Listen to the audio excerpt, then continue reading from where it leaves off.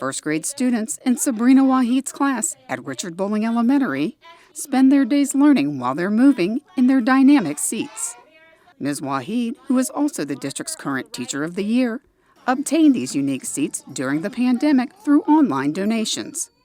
During the day, her students enjoy using pedal desks, ball chairs, wobble stools, and other dynamic seating, which enables them to move around and focus on their classwork.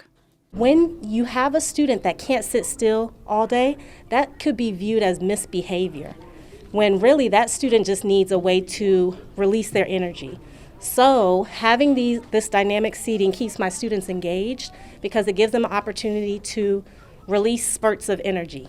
I hope that my students enjoy coming to class every day.